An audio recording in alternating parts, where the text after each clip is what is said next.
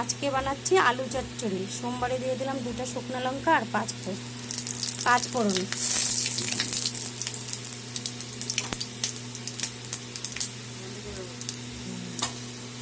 সোমবার আমার হয়ে গেছে। এখন দিয়ে দিলাম মাঝারি সাইজে 2টা আলু ছোটো ছোটো করে কেটে নিয়েছি, এটা দিয়ে দিলাম। দিয়ে দিলাম লবণ,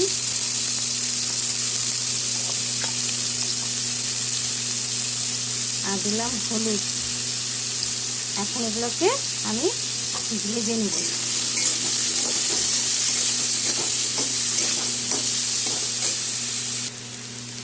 আলু আমার ভাজা হয়ে গেছে।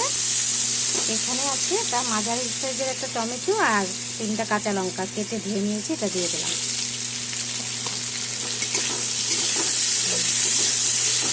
এখন এগুলো দিয়ে আমি টমেটো কাঁচা লঙ্কা একসাথে দিয়ে একটু জল দিয়ে দেবো।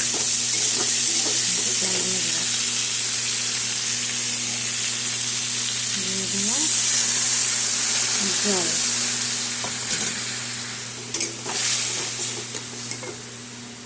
আর একটু দিই, জল দিয়ে দেবো।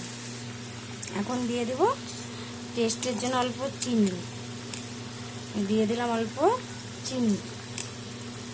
আর দেব ম্যাগির মশলা, দিয়ে দিলাম ম্যাগির মশলা।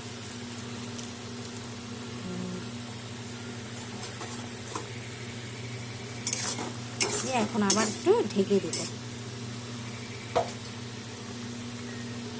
আলুর চচ্চড়ি আমার হয়ে গেছে। দেখো কালারটা খুব সুন্দর হয়েছে, খেতেও খুব ভালো হয়। অসাধারণ একটা রেসিপি, রুটি পরোটার সাথে খেতে খুব ভালো হয়। তোমরা এরকম করে বানিয়ে খাবে। হ্যাঁ, কে বলবে কেমন হয়েছে। লাইক কমেন্ট শেয়ার করবে। হ্যাঁ, সাবস্ক্রাইব করে পাশে থাকবে। Thank you.